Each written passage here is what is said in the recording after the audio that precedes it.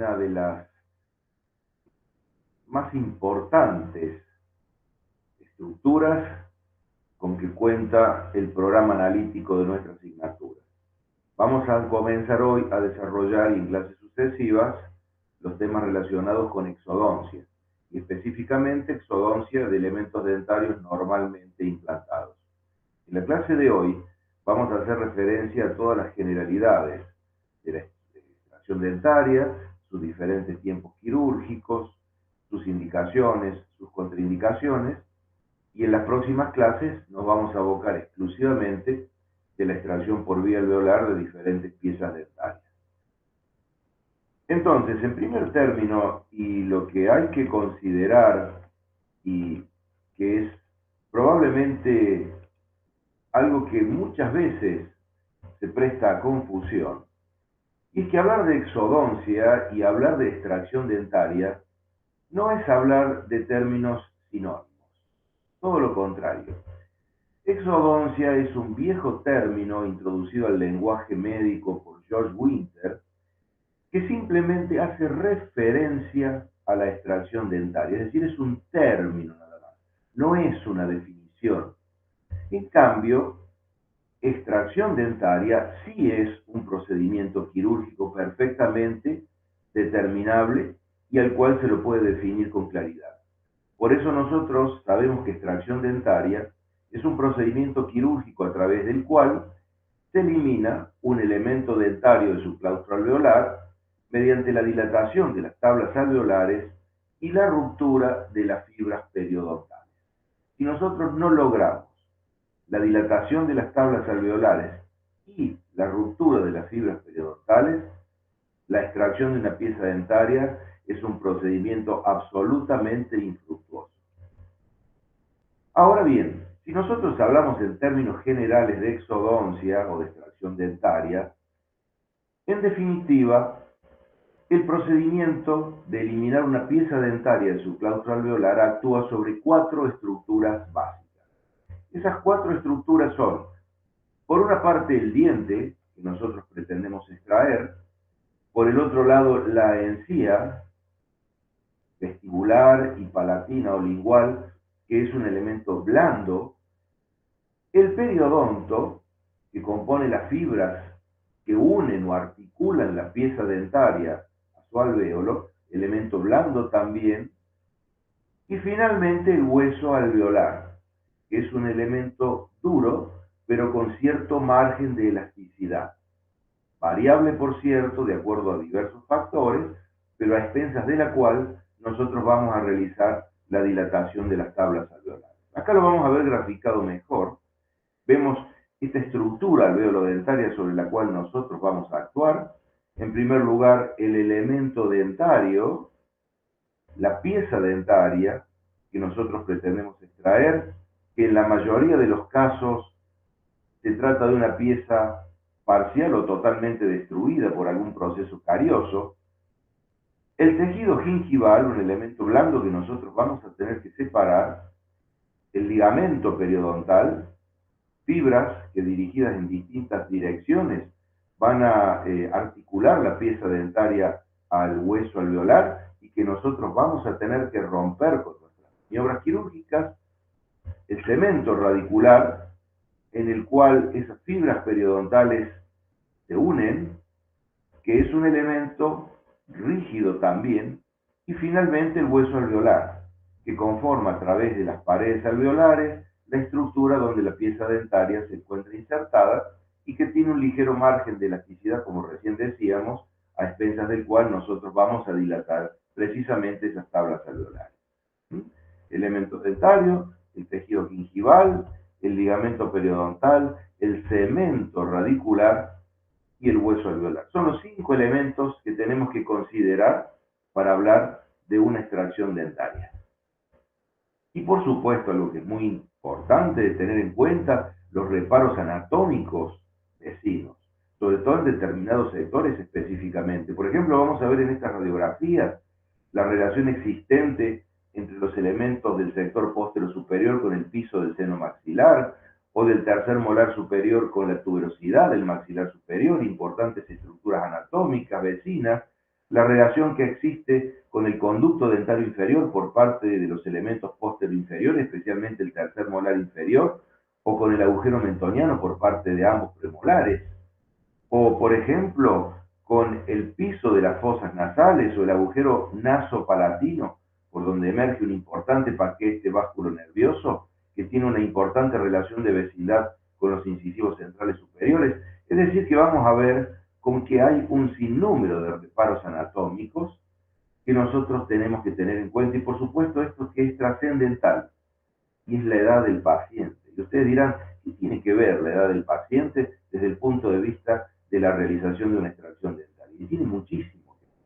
¿Por qué? Porque en este paciente que nosotros estamos observando, este jovencito, este niño o este paciente joven, nos vamos a encontrar, y sobre todo lo corroboramos en esta imagen radiográfica, con un trabeculado amplio, con abundantes espacios medulares, es decir, es un hueso que tiene abundante tejido orgánico y que por lo tanto es un hueso más factible de ser dilatado. En consecuencia, las situaciones son diametralmente opuestas en este otro paciente, en el paciente de edad avanzada, en el paciente adulto, geronte. ¿Por qué? Porque ya ese hueso alveolar ha perdido gran parte de su componente orgánico. Acá lo pueden observar ustedes radiográficamente, es un tejido óseo hipercalcificado con escasísimos espacios medulares, con mayor cantidad de tejido óseo compacto, y por lo tanto es un hueso mucho más difícil de dilatar, mucho menos extensible que en un paciente joven. Vean la importancia que tiene entonces la edad del paciente que nosotros vamos a atender. Para realizar las extracciones dentarias existen diversas técnicas, como la extracción por vía alveolar, la extracción por colgajo, la extracción por colgajo con alveolectomía o la extracción por odontosección. Pero en esta ocasión nos vamos a referir, y más adelante, en las próximas clases, a la extracción por vía alveolar. Vamos a dejar la extracción por colgajo, por alveolectomía, por odontosección para más adelante, pero básicamente lo que queremos es que ustedes conozcan fundamentalmente y tengan los elementos suficientes desde el punto de vista teórico como para poder realizar sus trabajos prácticos en primera instancia, que van a significar la posibilidad de realizar extracciones dentarias precisamente por vía alveolar exclusivamente, dejando las otras técnicas para más adelante. Entonces vamos a hablar en primer término de cuáles son las indicaciones de la extracción dentaria, independientemente de la técnica que nosotros vayamos a utilizar. Entonces, hablamos de que la extracción dentaria se indica en aquellos dientes con gran destrucción por avanzados procesos de caries, que ya no cuentan con la posibilidad de recurrir a una odontología restaurativa, conservadora, dientes que tienen gran movilidad por enfermedad periodontal severa. Ustedes saben que esta enfermedad provoca la pérdida de innumerables piezas dentarias. Lo mismo en aquellos restos radiculares residuales que han quedado producto de antiguas fracturas posoperatorias o intraoperatorias, o fracturas que se han producido consecuencia del avance del proceso de caries que ha ido destruyendo totalmente la pieza dentaria a dejar confinado el resto radicular total o parcialmente en el interior del maxilar. Fracturas dentarias que son intratables, por ejemplo, fracturas dentarias que se han provocado por traumatismos diversos y que no cuentan con la posibilidad de acceder a una posibilidad restaurativa a través de cualquiera de los procedimientos conservadores con que cuenta la odontología actual. Si bien es cierto, todo esto es importante, tenemos que tener también en cuenta que aquellos dientes que tienen esa imposibilidad de ser tratados endodónticamente, lamentablemente muchas veces se pierden y deben ser extraídos.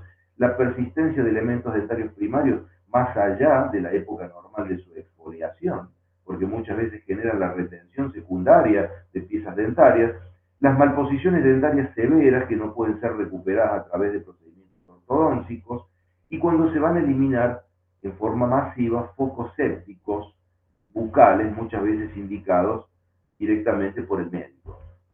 También en elementos dentarios retenidos, semirretenidos, gérmenes dentarios, temas que vamos a tratar al ir finalizando nuestra asignatura, dientes supernumerarios y suplementarios, y también por razones ortodónticas y protésicas, que enseguida vamos a ver y vamos a analizar, y en casos lamentables de entes de iatrogenia, donde por procedimientos erráticos o faltos de cuidado o por impericia lamentablemente la pieza dentaria tiene que ser extraída. Vean cuántas indicaciones con que cuenta una extracción dentaria. Pero no nos vamos a cansar de decir que la mejor extracción dentaria es la que puede evitarse. La que puede evitarse a través de cualquier procedimiento conservador, y nosotros tenemos que agotar precisamente todas las instancias conservadoras con que cuenta la odontología actual, precisamente para evitar la extracción de piezas dentarias y dejar esta como un hecho ya imposible de evitar. Veamos algunos ejemplos. Acá en esta imagen ustedes observan la masiva destrucción coronaria y parte de la porción radicular de este molar inferior, producto del avance de un proceso de caries que torna imposible su conservación en la arcada. Lo mismo sucede en estos casos. Vean ustedes la cantidad de piezas dentarias consecutivas, restos radiculares, una boca sumamente séptica, falta de cuidado. Acá es imposible aplicar cualquier tipo de procedimiento restauratriz o conservador, y todas estas piezas tienen que ser extraídas lamentablemente. Lo mismo en este caso, tercer molar inferior, con una amplia cavidad de caries, con este importante pólipo gingival que ya se introdució en el interior de la misma. Esta pieza dentaria debe ser extraída inexorablemente. Lo mismo en estos casos, restos radiculares, acá lo ven clínicamente y acá podemos observarlo radiográficamente, donde ya hay un avasallamiento absoluto del tejido dentario por parte del avance del proceso de caries. Observen que también hay procesos periapicales irrecuperables. Todo esto, indudablemente, nos conduce inexorablemente a la extracción de las mismas. Y también bocas como esta. Vean ustedes la sepsis de esa boca, vean la cantidad de piezas dentarias que necesariamente deben ser extraídas y recurrirse posteriormente a un método protésico para reponerlas en la arcada. Radiográficamente nos encontramos con imágenes de este tipo. El avance del proceso de caries ya prácticamente ha separado ambas raíces de este molar y de este otro molar. Vean lo que ha sucedido en este premolar, donde el avance del proceso de caries prácticamente ha decapitado a la pieza dentaria, casi ha fracturado la porción coronaria. Vean estos otros casos en imágenes radiográficas, restos radiculares, esto producto del avance masivo de un proceso de caries que ha llegado a destruir completamente la porción coronaria, la porción radicular, dejando solamente la porción apical, o restos radiculares de este tipo, también con importantes procesos periapicales. Y esto que ustedes van a ver en muchas oportunidades, recién lo mencionábamos, la enfermedad periodontal avanzada que provoca una gran destrucción del tejido óseo alveolar y por lo tanto la falta de sostén óseo para que estas piezas dentarias puedan llegar a mantenerse, y la extrema movilidad determina inexorablemente la extracción de las mismas. Acá lo vamos a ver radiográficamente. Miren, por ejemplo, esta pieza dentaria. Se trata de un premolar superior, primer premolar, donde el avance de la enfermedad periodontal ha provocado una bolsa periodontal mayúscula y una gran destrucción del tejido óseo alveolar. Lo mismo aquí en estos incisivos, especialmente en este incisivo central inferior, donde la extrema movilidad de estas piezas dentarias determina la necesidad de que las mismas sean extraídas. Vemos radiográficamente en estos casos cuando la posibilidad de realizar tratamientos endodónticos resulta un hecho infructuoso. Observen ustedes esta anatomía tan caprichosa que impide el acceso al conducto radicular. Vean estas dobles curvaturas prácticamente inaccesibles, o este caso donde vemos un conducto radicular totalmente calcificado, inaccesible, y lamentablemente esta pieza dentaria tiene que ser extraída ante la falta de posibilidad de recursos endodónticos para conservarla. La posibilidad de realizar extracciones dentarias es un hecho muy frecuente cuando existe persistencia de elementos dentarios primarios, como por ejemplo este canino, como por ejemplo este molarcito primario. Vean que ha impedido incluso la erupción normal acá del segundo premolar, acá del canino permanente.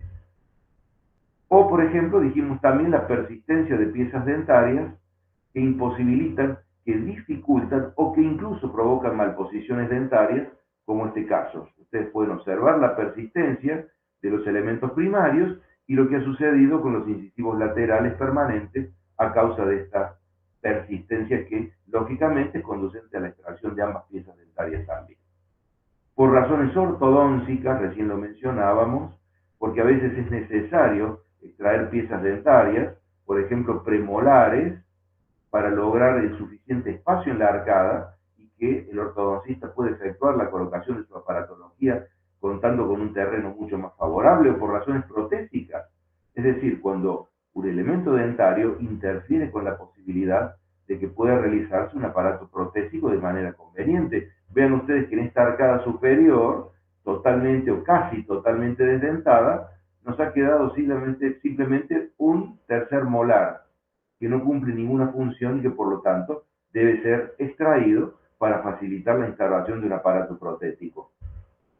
En estas imágenes radiográficas vamos a ver elementos dentarios retenidos, tema que vamos a abordar más adelante, terceros molares inferiores, gérmenes dentarios, en este caso vemos un canino superior retenido, todos elementos que en la mayoría de los casos, ya vamos a ver cuáles en su momento, tienen que ser inexorablemente extraídos.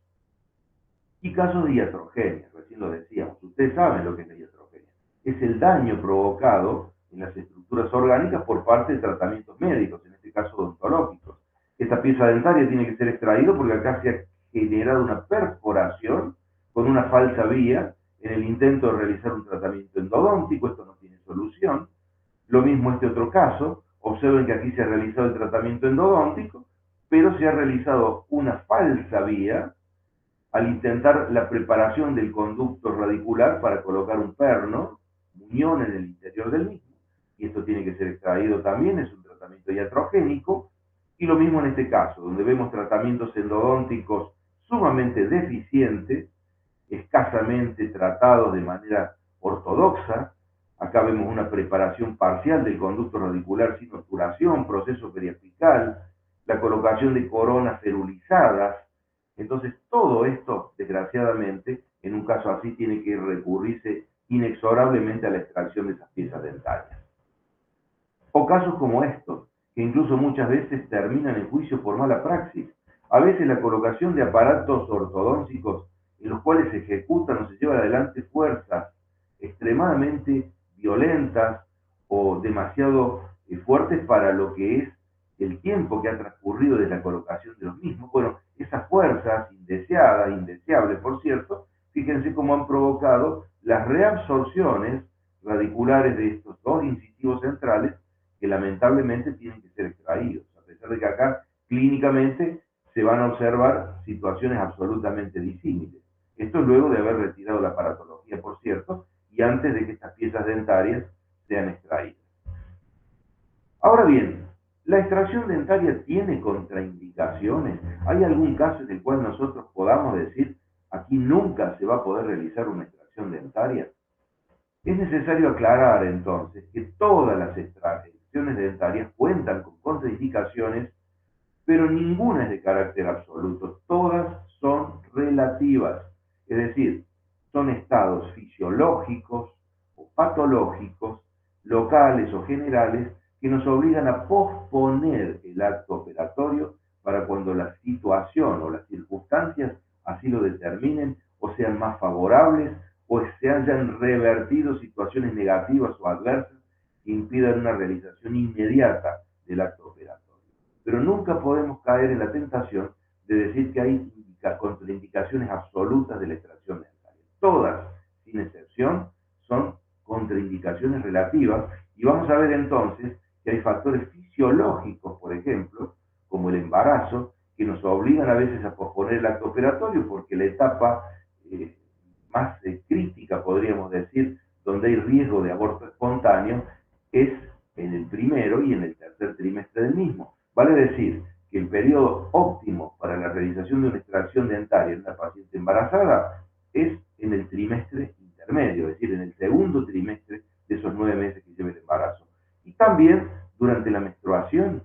Bueno, esto es bastante relativo también, bastante contradictorio. Han existido muchos mitos en torno a esto, pero indudablemente que cuando la mujer se encuentra en el periodo menstrual, se encuentra muchas veces incómoda, se encuentra muchas veces dolorida, a veces irritable, y desde el punto de vista psicológico incluso no es el mejor momento para realizar una extracción dentaria, y generalmente es preferible llevar adelante o tomarnos un pequeño periodo de tiempo hasta que la menstruación haya cesado. También hay factores patológicos locales y generales, por cierto, locales como estomatitis, como guna, como aftas, que esa imposibilidad que generan de una correcta apertura bucal y una incomodidad mayúscula que provocan al paciente, lógicamente, determinan la necesidad de posponer el acto operatorio.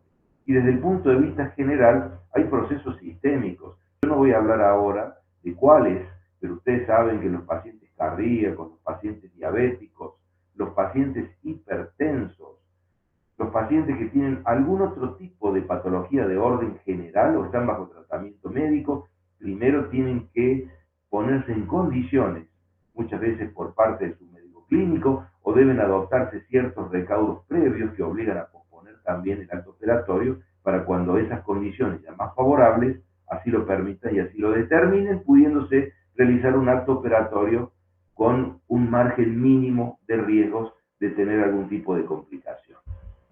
Veamos entonces, vean este enorme absceso palatino ubicado por detrás de los incisivos superiores. Esto lógicamente, si vamos a realizar una extracción dentaria, hay que resolver esto en primera medida, quizá realizar el drenaje de esa colección purulenta, medicar al paciente, pero lógicamente realizar la extracción dentaria en caliente, como se dice habitualmente, por lo general va a determinar la difusión de ese proceso séptico hacia zonas vecinas, que es algo que nosotros tenemos que tratar de evitar. Vean este caso, la presencia de una gingivoestomatitis herpética a nivel de la comisura labial. Esto lógicamente dificulta la apertura bucal, genera dolor. Esto es una contraindicación también relativa. Lo mismo la presencia de estas aftas, que son muy frecuentes y que tienen un origen todavía bastante desconocido, bastante hipotético, pero que aparecen muchas veces asociadas con estados de estrés o asociadas con estados de algún tipo de alteración del aparato digestivo. Lo cierto es que esto genera un intenso dolor, observen ustedes a nivel de la comisura labial, a nivel del carrillo, y nosotros no podemos llevar adelante un acto operatorio, una extracción dentaria en estas condiciones. Esto hay que esperar que se revierta. Lo mismo en estos casos. Nunca podemos realizar nosotros extracciones dentarias de piezas dentarias en estas condiciones, con toda esta cantidad de cálculo supragingival, con esta sepsis, porque por supuesto vamos a difundir todo este proceso séptico hacia zonas vecinas. Esto primero debe realizarse la eliminación mecánica del mismo y en otra oportunidad realizar la extracción de estas piezas dentarias cuando fuese necesario. Vean estas bocas, vean, este es el maxilar superior. Esto es imposible de tomar en cuenta desde el punto de vista de una exodoncia, de una extracción dentaria. Vean las características de esa encía, vean la sepsis generalizada de esa boca. Acá hay que revertir esto primero. Y luego sí, vean ustedes el maxilar inferior, por ejemplo. Una enorme cantidad de masas de cálculo supragingival, las encías completamente edematizadas que seguramente van a ser sumamente sangrantes, pero vean ustedes, nosotros no podemos actuar de ninguna manera en todo este sector, ni para realizar una anestesia, ni para realizar una extracción dentaria, si estamos ante la presencia de todo este cuadro séptico. Esto tenemos que revertirlo primero, es una contraindicación relativa, y luego realizar, sí, las extracciones dentarias de manera conveniente. Vean ustedes el sector posterior, es un cuadro séptico generalizado, de una boca con una escasez total de cuidados. Y vamos a hablar ahora, vamos a abordar un tema sumamente importante y que a veces le suele plantear alguna dificultad, por eso lo vamos a hacer de manera sencilla y lo más didáctica posible, como es el que se refiere a los tiempos quirúrgicos de la extracción dentaria. Pero hay que aclarar que vamos a hablar en esta oportunidad de los tiempos quirúrgicos de la extracción dentaria por vía alveolar, de la extracción simple, como muchas veces se la denomina y que a veces no es tan simple. A mí me gusta hablar de extracción por vía alveolar. Esos tiempos quirúrgicos, como cualquier intervención quirúrgica, van a ser tres: la diéresis, la exéresis y la síntesis. Vamos a ver entonces que la diéresis, en el caso de la extracción por vía alveolar, está representada por la sindesmotomía, es decir, el desprendimiento manual de las fibras del ligamento circular de Colliker por el lado palatino, o igual, y por el lado vestibular, que tiene por finalidad brindar acceso al cuello quirúrgico de la pieza dentaria que nosotros pretendemos extraer. La sindesmotomía, en definitiva, es la ruptura gingivales de esas fibras que componen el ligamento circular de Colliker, pero que se realiza siguiendo un procedimiento que tiene por finalidad evitar la difusión de gérmenes o trabajar, en otras palabras, desde las zonas menos sépticas hacia las zonas más sépticas. Entonces, la sindesmotomía se comienza por disto palatino y se finaliza por mencio vestibular. Es decir, se comienza por esas zonas que están en limpieza o en autoclisis permanente y se finaliza por las zonas a priori más sépticas, como es el sector vestibular, tanto del maxilar superior como en el maxilar inferior. Muchas veces se han utilizado estos instrumentos que ustedes ven en la imagen de la izquierda, que son los sindemótomos de Chompret, que es un juego muy delicado de instrumentos, que está diseñado para realizar la sindesmotomía en los diversos sectores, por las diferentes caras de la pieza dentaria, pero que lamentablemente en nuestra actualidad prácticamente no se consigue. Entonces nosotros nos conformamos, y ustedes lo saben muy bien, con realizar la sindesmotomía utilizando estas espátulas para cera número 7, que lógicamente fueron diseñadas con otra finalidad, pero que para nosotros es el sindesmótomo nuestro de cada día, y que lo utilizamos por el lado más delgado, dado que el lado más ancho lo vamos a utilizar más adelante cuando realicemos extracciones por colgajo a modo de periostótomo. Entonces, vamos a desprender primero por palatino y luego por vestibular de manera muy delicada, muy sutil, provocando entonces el desprendimiento de las fibras que componen el ligamento circular de Colliker para brindar acceso al cuello quirúrgico. Y pasando a la exéresis, que es lo que comprende ya la extracción propiamente dicha, no solamente tenemos que hablar de la extracción de la pieza dentaria. La extracción dentaria no finaliza con la mera eliminación de la pieza dentaria de su claustro alveolar. La extracción dentaria es la eliminación de la pieza dentaria y también de los tejidos patológicos que pudiesen existir en el interior del alvéolo. Entonces, la exéresis cuenta con 3 subtiempos que a continuación vamos a analizar: la prehensión, la luxación y la tracción. A su vez, la luxación consta de 3 subtiempos que son la impulsión, el movimiento de lateralidad y en algunos casos, ya vamos a ver cuáles, el movimiento de rotación. Esto compone la exéresis, es decir, la extracción propiamente dicha. Vamos a analizar cada uno de ellos. La aprehensión es como lo hace el basquetbolista firmemente con el balón. Es la ubicación de los bocados de la pinza por debajo de la encía, del margen gingival, a nivel del cuello quirúrgico de la pieza dentaria. Es decir, que cuando se ubican firmemente los bocados de la pinza en ese sector, posteriormente los mismos no se mueven más de ahí, o si se mueven en forma conjunta con los movimientos de luxación. Esta es la prehensión, el primer tiempo de la exéresis. Y vamos a hacer una diferenciación, que yo creo muy necesaria porque a veces se presta confusión, entre lo que es el cuello anatómico, lo que es el cuello clínico y lo que es el cuello quirúrgico, que es lo que a nosotros más nos interesa. El cuello anatómico es la delimitación entre esmalte y cemento, es decir, es el límite amelocementario, es la separación de la corona de la porción radicular. El cuello clínico es lo que nosotros vemos clínicamente, que está delimitado ¿por quién? Por el margen gingival. Pero desde el punto de vista de la extracción dentaria, lo que nosotros tenemos que tener en cuenta es el cuello quirúrgico, es decir, a donde nosotros vamos a realizar la aprehensión, el límite hasta el cual vamos a llegar con los bocados de la pinza, que está delimitado en los elementos unirradiculares por el nivel del margen alveolar, es decir, por el nivel de las crestas alveolares. En cambio, los elementos multiradiculares va a estar delimitado por la bifurcación radicular. Este es el cuello quirúrgico. Nosotros, con los bocados de la pinza, tenemos que llegar hasta aquí, tenemos que llegar hasta aquí, pero no nos podemos exceder más allá del mismo. O sea, no podemos quedarnos cortos y realizar la aprehensión en pleno tejido adamantino porque la pieza dentaria se va a fracturar. Y no podemos ir más allá de este cuello quirúrgico, porque de lo contrario vamos a llevar adelante la aprehensión de la pieza dentaria conjuntamente con las tablas alveolares, provocando la atripsia del tejido óseo, y eso es un hecho iatrogénico. Muy bien, entonces nosotros vamos a realizar esa prehensión firmemente, acá lo vemos en un caso clínico, con los bocados de la pinza por debajo del margen gingival que ya hemos desprendido con la cinemotomía, y tomamos firmemente esa pieza dentaria. Nunca vamos a realizar los movimientos sin realizar una firme prehensión, porque de lo contrario, lo único que vamos a movilizar van a ser los bocados de la pinza, provocando la fractura de la pieza dentaria.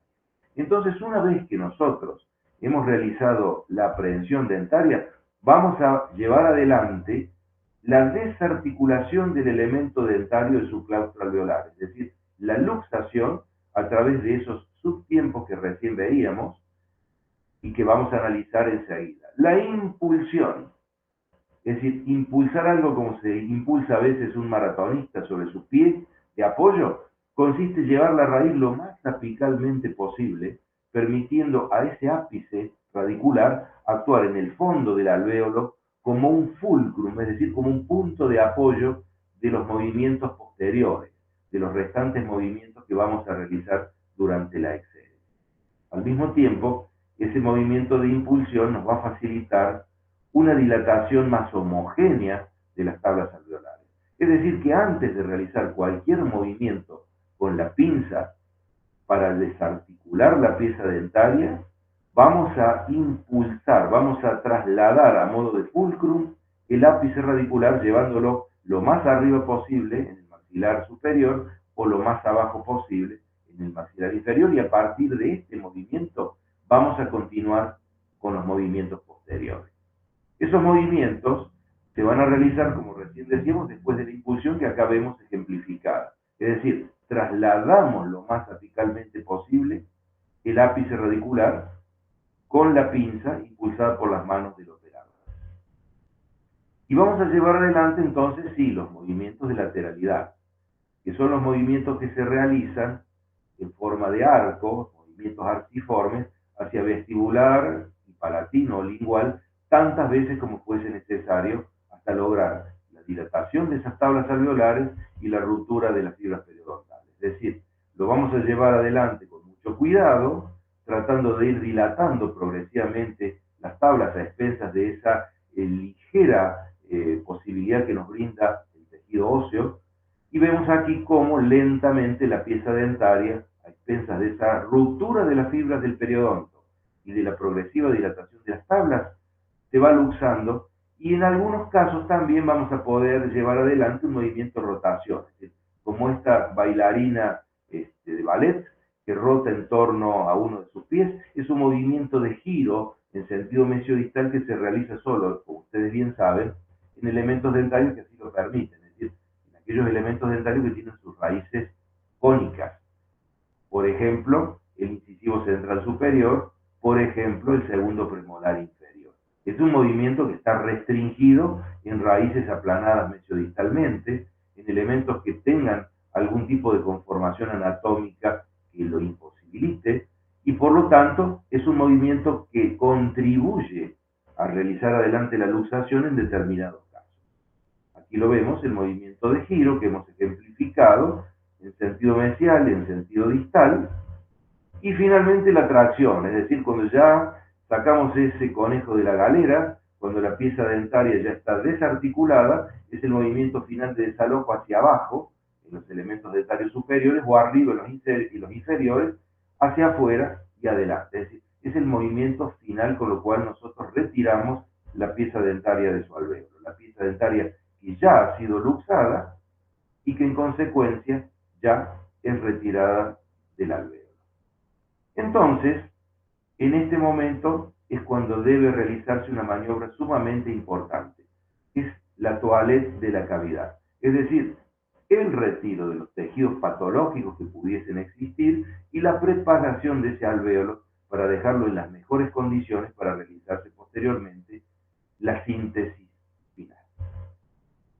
Entonces, vamos vamos a llevar adelante el curetaje cuando existieran tejidos patológicos. No es cuestión de llevar adelante un curetaje en todas las extracciones dentarias, sino donde el caso así lo determina, la presencia de procesos patológicos en el alvéolo determina la necesidad de su eliminación, porque de lo contrario podemos caer en el riesgo de tener complicaciones postoperatorias a veces muy severas, como es la formación incluso de un quiste residual. Y finalmente la síntesis. Una vez que nosotros hemos realizado todas estas maniobras, vamos a hacer el tratamiento de la cavidad, como recién lo veíamos, luego de eliminar los tejidos patológicos, y ya vamos a ver cómo, aproximamos esas tablas que se han dilatado, y cuando hablamos de aproximación, no hablamos ya en estas épocas de compresión de las tablas, algo que hacíamos hace muchos años, y que ahora por el advenimiento de la implantología, prácticamente ha quedado restringido a una mínima expresión. Simplemente reaproximamos en forma bidigital las tablas alveolares para llevarlas a su posición original, porque si hacemos una compresión exagerada, podemos llevar adelante una deformación del terreno protético, y que esto desde el punto de vista implantológico resulta a veces una mayúscula complicación. Entonces, luego de la aproximación de las tablas alveolares, vamos a realizar las suturas. Años atrás nos conformamos simplemente con aproximar las tablas alveolares. En la actualidad nosotros preconizamos las suturas post-extracción en todos los casos, desde la extracción más simple a la extracción más complicada, desde un incisivo central a un tercer molar, no interesa, pero la sutura es algo que nunca debemos obviar al realizar una extracción dentaria, sea cual sea la situación. Entonces vamos a realizar, para efectuar finalmente el tratamiento de esa cavidad ósea, el lavaje de la misma con soluciones antisépticas estériles, con solución fisiológica fundamentalmente a temperatura corporal, y luego vamos a realizar suturas que pueden ser suturas en cruz sobre el alvéolo. Esto tiene por finalidad la protección de ese tapón biológico, que es el coágulo sanguíneo a expensas del cual se va a generar el proceso de cicatrización y regeneración alveolar. Acá lo ven ustedes clínicamente, una sutura realizada en cruz, o también la posibilidad de realizar suturas paralelas, es decir, dos suturas en forma paralela, que aquí vamos a ver clínicamente, es otra posibilidad. Cualquiera de las dos que ustedes puedan utilizar nos va a brindar los mismos resultados, la pueden realizar de manera absolutamente indistinta. Y finalmente, ese alvéolo debe ser cubierto con un tapón de gasa, y luego, a presión de mordida, el paciente lo va a mantener en posición por el término de media hora, 45 minutos, para que se produzca la hemostasia de manera conveniente. Muy bien, de esta manera hemos hablado de las generalidades de la extracción dentaria. En las próximas clases nos vamos a referir concretamente a la extracción de elementos dentarios en ambos maxilares, es decir, la extracción de elementos dentarios normalmente implantados en el maxilar superior y en el maxilar inferior.